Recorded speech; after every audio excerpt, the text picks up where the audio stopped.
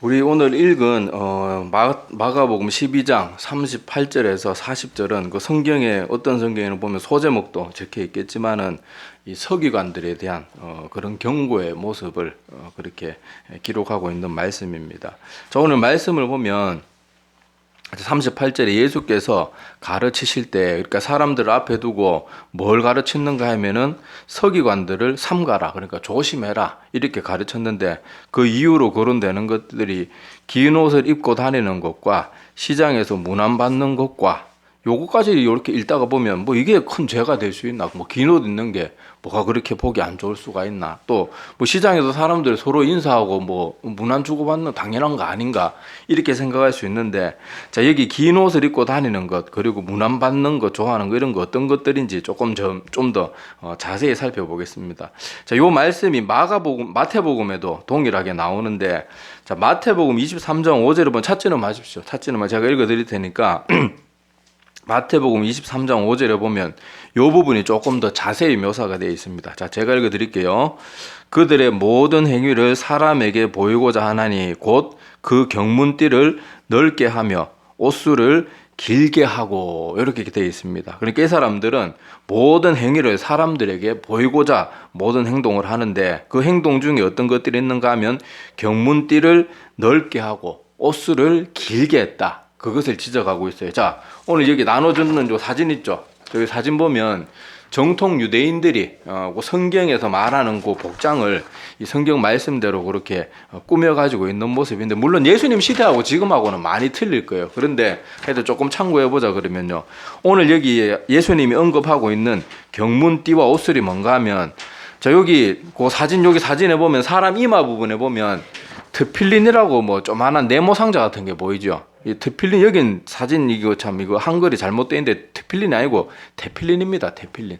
자, 테필린이 뭔가 하면은 거기 설명에는 쇠마 상자 이렇게 적혀 있는데, 자, 성경에 보면 이에 대한 율법에 구약에 하나님이 명하신 내용이 민수기, 신명기 이런 데 보면 나오는데, 제가 잠깐 읽어 드릴게요. 여기서 찾지는 마시고 읽어 드릴 테니까 한번 들어보세요.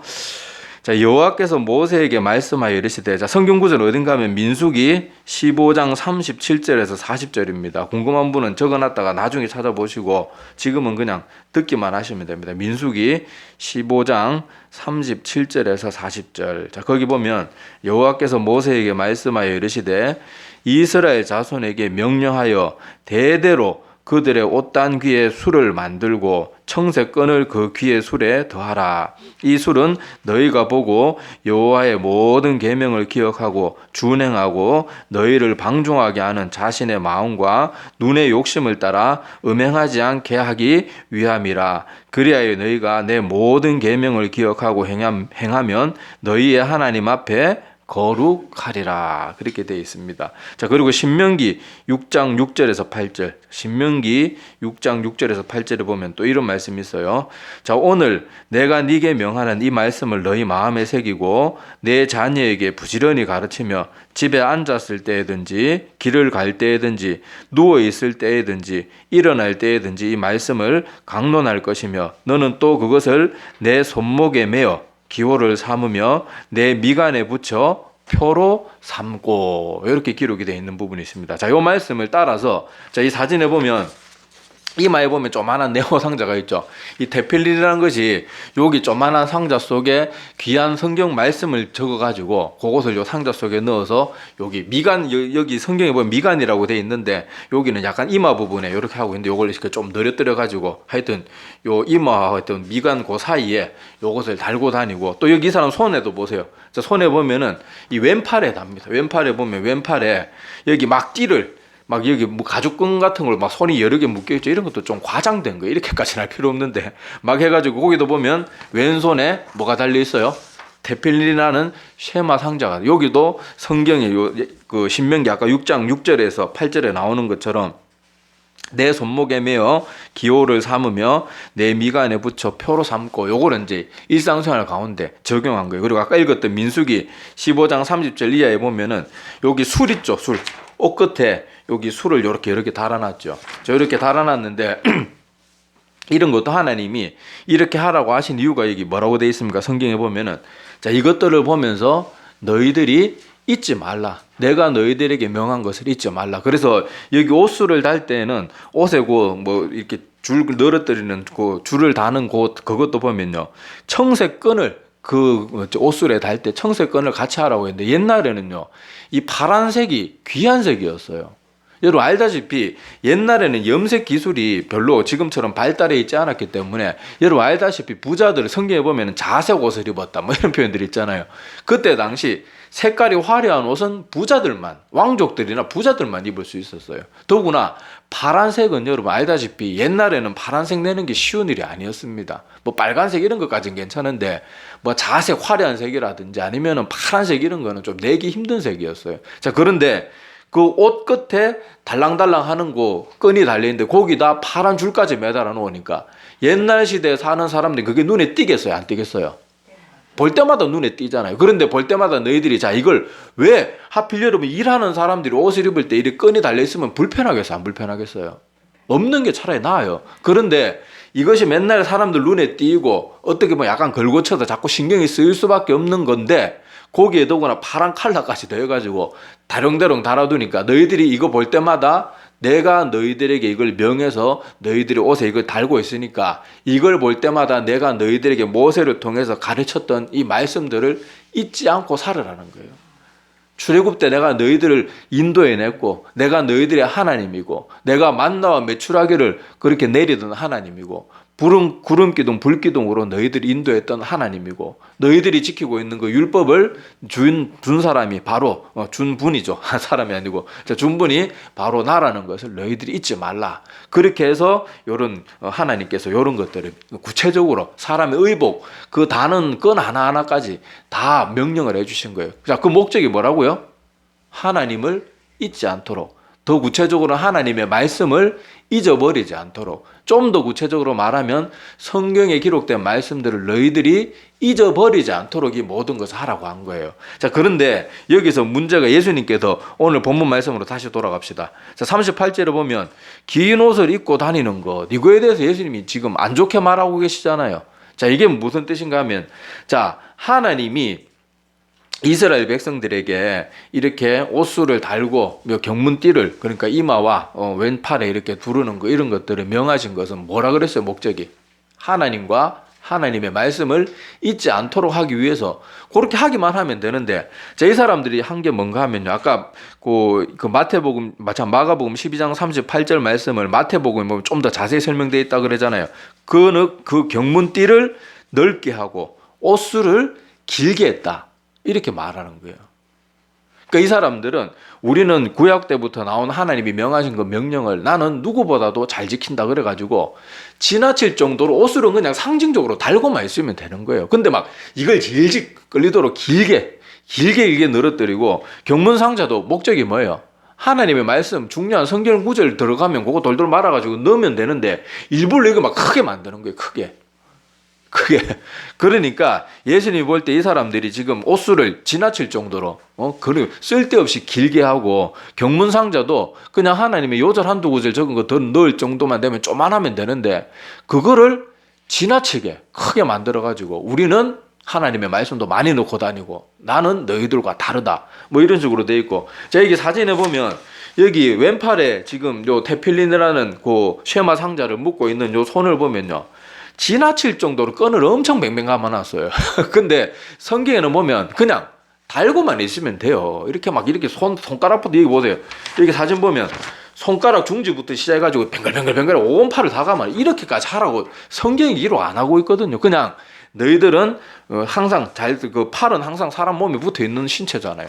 그래서 거기에 하나님의 말씀을 묶어두고 너희들이 하나님의 말씀 잊지 않도록, 그게 목적인데, 이제부터는 사람들이 바리새인이나 서기관들이나 이런 사람들이 이것을 어떻게 이용하는가 하면은 자기들이 너희들과 다르다, 우리는 일반 백성들하고는 틀려, 우리는 너희들보다 뭔가 더 거룩하고 더 대단한 사람들이야, 우리는 뭘 하나를 지켜도 잘 지키는 사람들이야, 이런 식으로 이게 과시용이 되어버린 거예요. 과시용이 되어버린 거예요.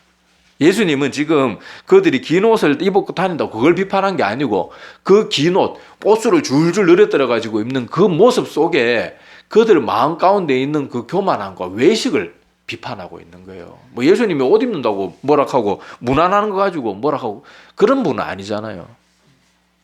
여기서 예수님이 이 사람들의 그런 모습들을 비판하는 것은 이들의 모든 행위 하나하나가 다 자기를 드러내는 거예요. 자기를. 옷도 길게 하고 조만한 상자 하나 달면 되는 거를 굳이 크게 만들고 또 가죽띠도 그냥 저기 경문 상자 테필린이 요 세마 상자가 손에 그냥 달려있기만 하면 되는데 온 팔에 지금 가죽끈으로 들들들 다 말아놨잖아요. 그러니까 유대인들 아직도 이 외식을 못 버리는 거예요. 자, 이렇게 길게 하라고 길게 해가지고 자기들이 너희들과는 뭔가 다르다는 것을 자꾸 자랑하는 그런 모습으로 이용한 거예요. 그러니까 가령 뭐 조금 엉뚱한 예를 들자 그러면 자, 우리 넥타이는 딱 매가지고 그냥 뭐 장식으로 이렇게 매긴 매는데 나는 너희들과 다르다 이러고 넥타이를 막 발까지 질질 끌리도록 그렇게 매고 있는 그런 모습하고 좀 비슷해. 하나님이 보실 때는 그들의 그런 엉뚱한 모습인 거예요. 그게 그리고 성경에 보면은 하나님께서 인간들의 연약한 모습, 좀 실수하고 넘어지고 이런 모습들은요, 예수님이 관대하게 대해주세요. 여러분 알다시피 베드로가 예수님 십자가에 못 박히시던 전날 밤에 예수님 3번이나 부인하고 막 그렇게 솔직히 얼마나 그게 큰 배반입니까? 근데 예수님이 그런 거에 대해서는 크게 뭐라 그러지 않고 베드로가 회개하니까 그거에 대해서 2번 다시 나무라지 않으세요. 그런데 성경에 보면 하나님이 항상 엄하게 꾸짖고 막 절대적으로 팍팍 짚고 넘어가고 심지어 하나님의 아들인 예수님이 이 독사 새끼더라 그렇게 심한 말을 할 정도로 짚고 넘어갔던 건 뭐예요? 외식하고 교만이에요. 하나님이 그걸 너무너무 싫어한다는 거 우리가 꼭 명심해야 됩니다. 꼭 명심해야 돼요. 그래서 예수님께서 지금 이 바리새인들과 서기관들과 같은 사람들이 옷수를 늘어뜨리고 경문상자를 크게 하고 막 그리고 가죽끈을 막 원팔에 둘둘 감고 다니고 이러는 모습들이 잘못됐다고 하는 게 아니고 그들의 마음 자세가 잘못됐다는 거예요. 사실 이것도 율법대로 하는 거잖아요. 그런데 율법대로 하면서도 자기를 드러내기 위한 걸 거기 자꾸 첨가하고 있으니까 그걸 주님께서 경고하고 계시는 것입니다. 그리고 여기 시장에서 문안 받는 것, 그러니까 서로 인사하는 게 아니고요. 인사 받는 걸 좋아하는 거예요. 받는 걸. 그리스도인들끼리 교회에서 만나면 서로 환영하고 인사하고 그건 당연히 아름다운 모습이죠. 그런데 딱 고개 뻣뻣하게 해가지고 인사만 받고 너희들은 다 내 앞에 무릎 꿇어야 돼 뭐 이런 식으로 하면 굉장히 교만한 모습이잖아요. 그런데 이때 당시 서기관들은 어떤 사람들이었는가 하면 백성들에게 하는 글을 잘 모르고 문자를 잘 모르고 지금처럼 인쇄된 성경이 그 시절에는 없었기 때문에 이 서기관들이 가르칠 수밖에 없었거든요. 그리고 양피지 두루마리 이런 거는 회당에 한두 개 있을까 말까 했는데 그 귀한 거를 백성들 집집마다 못 갖고 있거든요. 그러니까 서기관들이 했던 일들은 이것을 백성들에게 가르치는 위치에 있으니까 사람들이 당연히 무식한 백성들이 보기엔 서기관들 어떻겠어요? 막 옷도 거룩하게 입고 행동도 뭔가 다른 것 같고 막 구제사업도 열심히 하고 일주일에 2번 막 금식도 하고 막 그렇게 하니까 대단해 보이는 거예요. 그리고 그따가 우리는 글도 잘 모르는데 성경의 그 옛날에 어려운 고대 히브리어를 막 줄줄줄줄 외우고 막 모세오경을 막 외우면서 가르쳐 주니까 백성들이 보기에는 진짜 우러러 보는 대상이 되는 거예요. 근데 그 사람들이 그렇게 해도 성경에 보면은 내 이웃을 내 몸과 같이 사랑하라 그랬으니까 그들 위해 군림하는 게 아니고 자기는 하나님께로부터 받은 은사와 능력이 그거니까 그걸 백성들과 이웃들하고 기쁘게 나누면 되는 거예요. 그런데 이 사람들이 이제 사람들이 자꾸 우르르 받들어주고 아이고 고맙습니다. 그렇게 귀한 말씀도 잘 알고 아이고 대단하십니다. 막 자꾸 이렇게 하니까 이제는 인사받는 걸 당연하게 생각하고 인사하지 않으면 저놈의 자식 봐라 뭐 이런 식으로 돼가지고 마음의 교만이 자꾸 가득 들어차게 되는 겁니다. 자, 그래서 39절에 보면 그 결과물로 어떤 모습이 나타난가 하면요, 회당에 가도 어디 앉는데요? 높은 자리. 잔치자리에 가도 윗자리 상석만 차지하려고 하는 거예요. 그러니까 주님께서 이런 회당의 높은 자리와 잔치의 윗자리를 원하는 서기관들을 삼가해라 그렇게 하는 거예요. 성경에 가르치면 분명히 내 이웃을 내 몸과 같이 사랑하라 그랬으니까 여러분, 내가 정말로 사랑하는 사람은 나보다 좋은 곳에 앉히고 싶잖아요. 그 엄마들이 뭐 어떤 아이들이 가잖아요. 엄마들이 사과 깎아가지고 맨날 자식들한테는 과육 많은 부분 잘라주고 꼭다리를 맨날 먹으니까 어떤 사람이 사과 깎아놨는데 꼭다리를 이렇게 집어드니까 어떤 꼬마가 그랬대요. 아, 그거 먹지 마세요. 그거 먹지 마세요. 왜 그래 물어보니까 그 우리 엄마가 먹는 거예요.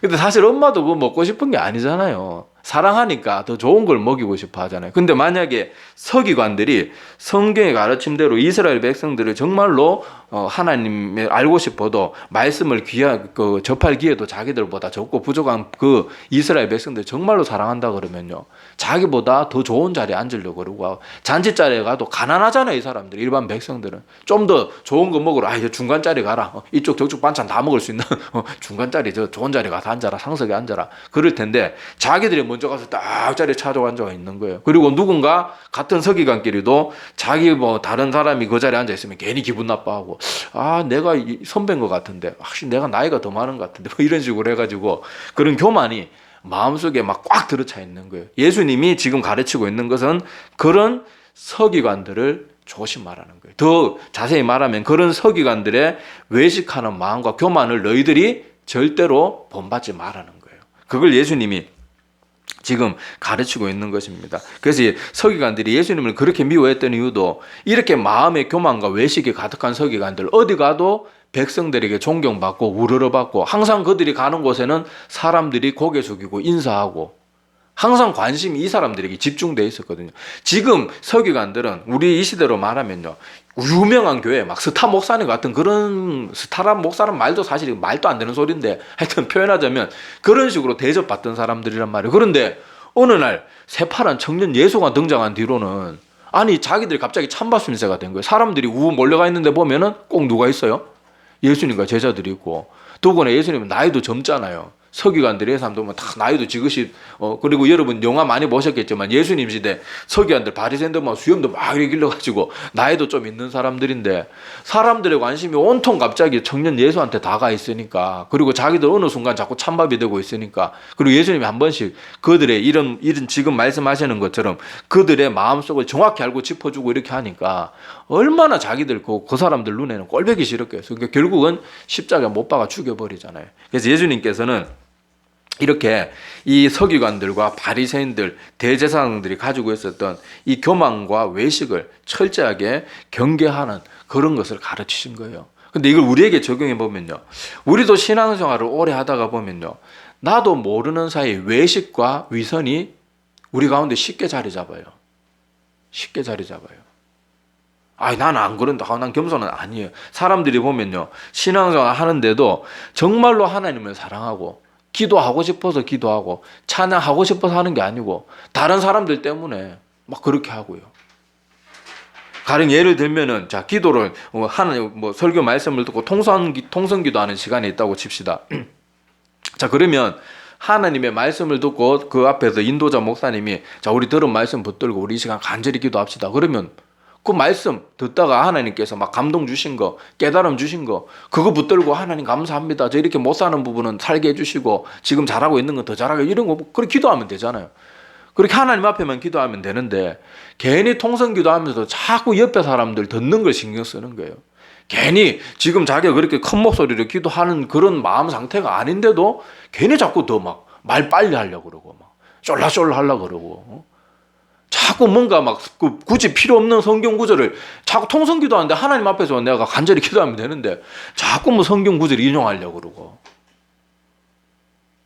그러는 모습들이요, 나도 모르게 위선이 내 마음속에 자꾸 들어가는 것이고요, 교만이 내 마음 가운데 자꾸 자리 잡아가는 거예요. 기도를 해도 자꾸 다른 사람들이 나는 저 사람보다 기도 잘해, 나는 저 사람보다 은혜 많이 받았어, 나도 모르는 사이에 그런 것들이요 자꾸 사람들, 성도들 마음 가운데 자리 잡아가는 거예요.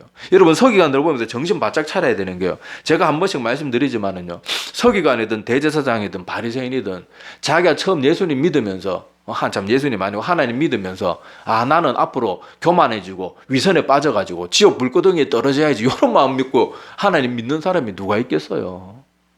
근데 이 사람들이 사람들로부터 칭찬받고 인정받고, 기도 좀 하면 기도 잘합니다, 막 사람들이 칭찬해주고 그러는데, 그것을 살짝 즐기고 기뻐하고 은근히 좋아하고 그러다가 보면 나중에는 자기도 모르는 사이 교만이 완전히 내 마음을 틀어잡아 버리는 거예요.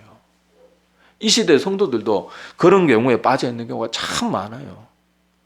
굳이 기도하는데 굳이 지나칠 정도로 남을 의식하면서 기도해요. 장로님들 대표기도 한 번씩, 요새는 좀 하도 목사님들 조심하라 좀 덜한데, 옛날에 장로님도 대표기도 시키면 20분 막 30분. 근데 그 내용이 뭐 별 내용도 없어요. 막 계속 했던 말 또 하고 또 하고 또 하고 그거지. 다 나는 장로니까 기도 이렇게 길게 한다. 나 할 말이 많은 사람이다. 뭐 이런 식으로 자꾸 우리도 모르는 사이 그런 교만들이, 그리고 남에게 보이기 위해서 신앙생활하는 그 외식이 우리도 모르는 사이 자꾸 자리 잡거든요. 그래서 조심해야 돼요. 기도하다가도 내가 조금이라도 남을 의식하고 있다면은 당장 입 다물고 하나님 앞에 묵상으로 기도하고 사람도 없는 자리에 가서 다시 기도 다시 하는 게 낫습니다. 많은 경우에 자기는 안 그렇다고 생각하는데요. 많은 사람들이 굳이 내가 하나님 앞에 지금 뜨거운 통성기도를 드리면서 굳이 필요 없는 말들이 굉장히 많은 경우가 있어요. 듣기 싫어도 막 들리는 경우가 있잖아요. 다들 그 얘기도 할 때 보면. 근데 가만히 들어보면 저 사람이 정말 하나님 말씀 듣고 정말 감동받고 은혜 받아가지고 하나님 앞에 자기 마음을 토해놓는 건지, 아니면 나 이만큼 은혜 받았다 막 이런 식으로 드러내기 위한 건지 의심스러운 기도가 많아요. 여러분도 아마 많이 느껴봤을 거예요. 교회에서 아마 집회 가던데 참석해 봤으면. 그런 것들 빨리 버려야 됩니다. 다시 말씀드리지만요, 이 오늘 말씀에 등장하는 서기관들도 처음부터 교만해지려고 하나님 믿는 사람은 누가 있겠어요? 아무도 없어요. 자기도 모르는 사이에 하나둘 그런 외식과 교만을 허용하면 나도 모르는 사이에 그렇게 되는 거예요. 그걸 예수님이 지금 저 서기관들을 보면서 너희들은 저 사람들을 경계해야 되고 너희들도 저렇게 되지 않도록 정신 바짝 차리거라. 그래서 오늘 본문 말씀에 보면 예수께서 가르치실 때 이걸 가르쳤다고 나오는 거예요. 38절에 보면 예수께서 가르치실 때 이르시되 이렇게 시작하잖아요. 예수님이 이런 모습들을 가르치신 거예요. 그리고 마지막 40절에 보면 그들은 과부의 가산을 삼키며 외식으로 길게 기도하니, 요건 앞에서 설명됐으니까 이거는 뭐 더 설명 안 해도 되겠고요. 과부의 가산을 삼켰다. 막 그렇다고 해서 서기관들이 무슨 강도처럼 힘없는 과부들은 막 덩쳐먹고 그랬다는 말은 아니에요. 여기 과부의 가산을 삼켰다는 것은 뭔가 하면, 당시 서기관들은 하나님의 말씀을 잘 아는 사람들이기 때문에 백성들에게 회당에서 말씀을 가르치고 이런다고 따로 뭐 봉급이 주어지고 이런 게 아니었어요. 아니었고, 뭐 성전 맡은 자, 성전직 이런 사람들은 좀 일정의 봉급 같은 걸 받았지만은 서기관들 어떻게 보면 재능 기부 같은 거였거든요. 그런데 아까도 말했다시피 서기관들은 어딘가나 존경받고 사람들이 존중해주고 이랬기 때문에요. 막 은혜서로 말씀으로 잘 가르쳐주고 그런 백성들이 막 섬긴 거예요. 물질로 막 섬겨주고 막 이런 거 저런 거 해주고 그랬는데, 특히 여러분 옛날 시대에는요, 과부는 그 사회에서 제일 의지할 곳이 없는 사람들이 과부예요.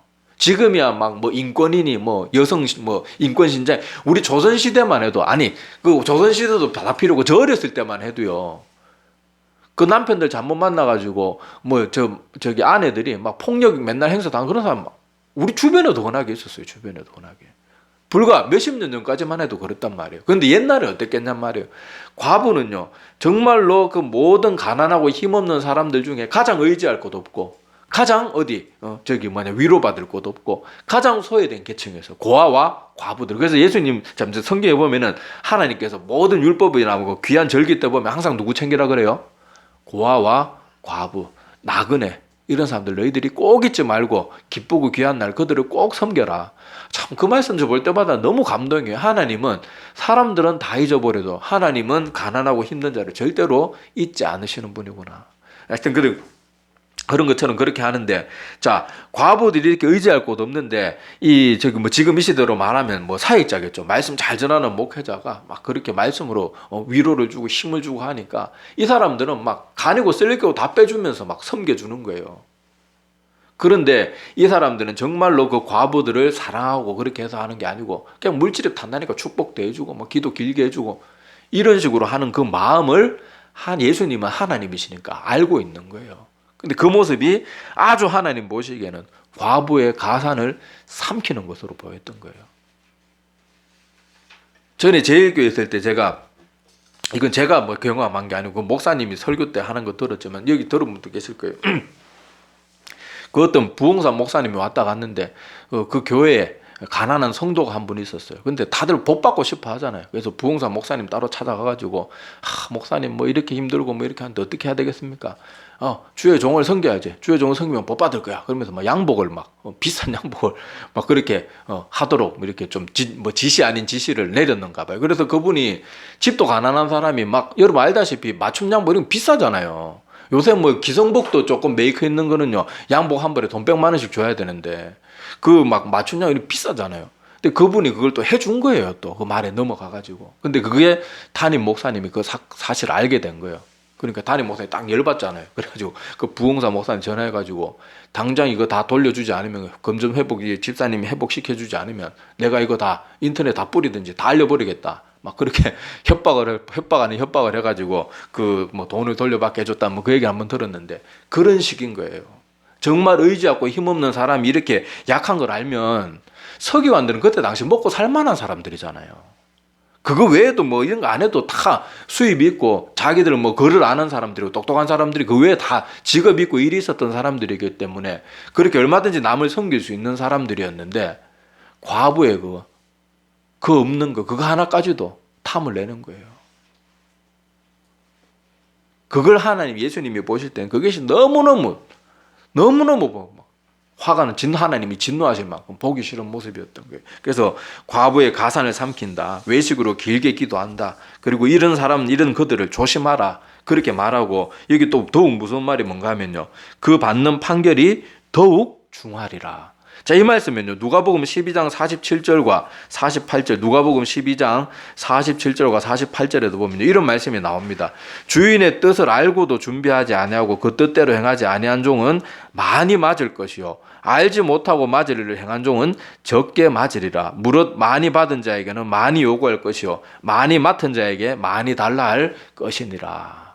이 말씀이 성경에 나옵니다. 예수님이 이렇게 말씀하셨어요. 자, 여기서도 보면 서기관들은 많이 맡은 사람이잖아요.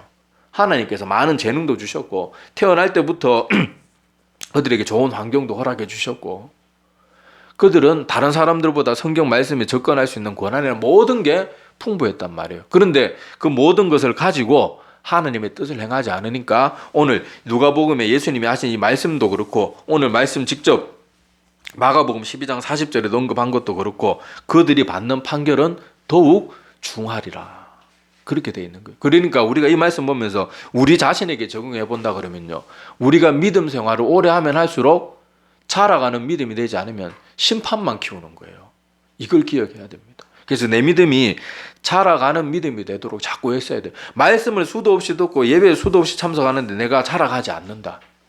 하나님이 더 알려고 하는 노력도 없고 아무런 그런 것이 없다. 그러면 내가 뭐만 쌓아가고 있는 거예요? 심판만 쌓아가고 있는 두려운 일이 되는 거예요. 그래서 우리가 더욱더 기도하고 하나님 앞에 이런 우리의 연약함들 또 쉽게 나태해지잖아요. 우리 인간들은. 그런 것들 그리고 나도 모르게 내 마음속에 들어와 있는 외식들 내가 남들보다 뭐 조금만 신앙생활 잘하면은 조금 뻐기려고 하는 그런 모습들 빨리빨리 내려놓으려고 애를 써야 돼요. 전에 새벽기도 안 빠졌다고 맨날 자랑하는 권사님이 목사님 불러가지고 내일 새벽기도 나오지 마세요. 그 말은요, 그 목사님 정말 그 권사님 위해서 하는 말인 거예요.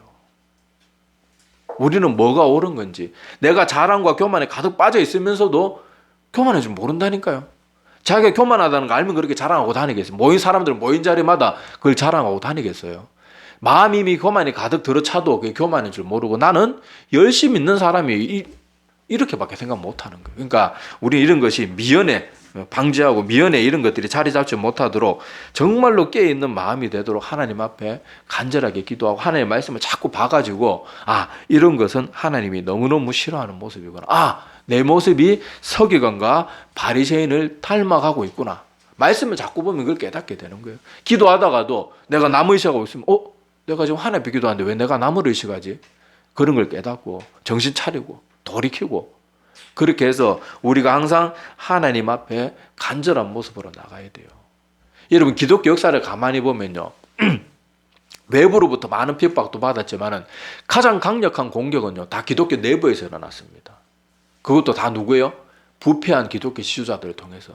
특히 여러분 기독교의 암흑기라고 생각했던 중세시대 몇 세기 동안 그 타락한 교회 지도자들이 온 교회를 어둠의 구렁텅이로 몰아넣었잖아요. 그러면서 말씀으로 돌아가려고 하는 수많은 하나님의 신실한 주의 종들을 얼마나 잔인하고 입에 담지도 못하고 인간이 어떻게 여러분 중세시대 때는 사람 고문하는 틀을 전문적으로 고안하는 사람들까지 있었어요. 가장 아프고 가장 고통스럽고 그러면서도 안 죽고 고통만 느낄 수 있는 방법들을 연구하는 사람들이 교회 내에 있었다니까요. 교회 내에. 다 누구들로부터 시작합니까? 타락한 교회 지도자들, 타락한 성도들, 말씀을 알면서도 말씀대로 살지 않고 바른 말씀은 대적하고 자기도 모르는 사이에 마음과 교만이, 외식과 그런 교만을, 그 교만이 마음이 그 사단마귀에게 다 빼앗긴 사람들이 교회를 가장 힘들게 하고 가장 파괴적인 결과들을 가져왔어요. 예수님도 누가 죽였습니까? 빌라도의 손을 통해서 죽이긴 죽였지만은 그렇게 죽게 만든 장본인이 누구예요? 빌라도. 아니, 빌라도는 오히려 어떻게 했습니까? 예수님 계속 풀어주려고 했어요. 오히려 끝까지 집요하게 그 로마 총독이었던 빌라도마저 겁먹고 뒷걸음치게 만들면서 그 어쩔 수 없는 막 로마 황제 이름까지 덜먹이면서 결국은 십자가에 내어줄 수밖에 없게 했던 사람이 누굽니까? 대제사장들이잖아요. 우리 깨어 있어야 돼요. 마지막 때일수록 더 깨어 있어야 되고요. 다시 제가 늘 말씀드리면 듣기 싫어도 또 드세요. 이 시대 교회 지도자들 누구든요, 하나님 말씀과 다른 건 조금도 믿어서는 안 됩니다. 지금 우리나라 기독교 통합운동은요, 이건 사실 범신론이지 기독교라고 할 수도 없어요. 그 기독교 통합운동에 가장 앞장서고 있는 사람들이 우리나라에서 이름만 대면 알 수 있는 우리나라 교계의 제일 유명한 목회자들이 여기 가장 앞장서고 있습니다. 제가 뭐 이름 대면 지금 다 알겠지만은 뭐 그 사람들도 회개하고 돌아올지 모르니까 구체적으로 이름 안 돼도 여러분 아마 많이 들어봐서 다 아실 거예요. 전 목사님 설교 잘한다. 그러는 사람들이 그런 범신론에 다 빠져가지고 거기에 가장 앞장서고 있고 거기 동참하지 않는 교회들을 마치 고집 불통 교회인 것처럼 그렇게 막 몰아세우고요. 자기들은 되게 앞서가고 진보적인 것처럼 그렇게 포장해 갑니다. 그리고 그걸 아무것도 모르는 성도들, 성경 말씀 열심히 보고 성경 말씀대로 믿겠다고 사생결단한 그런 각오가 없는 성도들은요, 또 그런 말씀하면 그런 목회자가 바른 건 줄 알고 다 쫓아가는 거예요. 다 쫓아가는 거예요.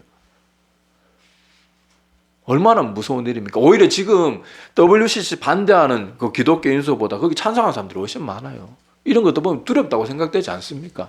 정말 정신 차리고 깨야 돼요. 그리고 그 모든 것들은 나도 모르는 사이에 하나둘, 작은 거 하나둘 허용한 칭찬을 좋아하고 사람들에게 나서기 좋아하고 은근히 사람들보다 난 저 사람보다 낫구나 이런 거 좋아하고 신앙생활 하면서도 하나님 앞에 바르게 서기 위한 노력보다는 남들에게 보이기 위해서 자꾸 하고 그런 것들이 하나둘 나도 모르게 쌓이다가 보면요, 나중에는 내 영혼까지도 다 빼앗겨버리고 사단의 꼭두가시 노릇을 하는 그런 사람이 될 수가 있습니다. 우리가 그런 사람 되지 않도록 하나님의 이 시간 다시 한번 기도하고 우리는 정말 순수하게 하나님과 그 말씀만 보고 나아가는 그런 우리들이 다 되기를 간절히 소망하고 또 하나님은 그런 놀라운 복을 우리 모두에게 허락해 주시기를 간절히 소망합니다. 예, 기도드리겠습니다.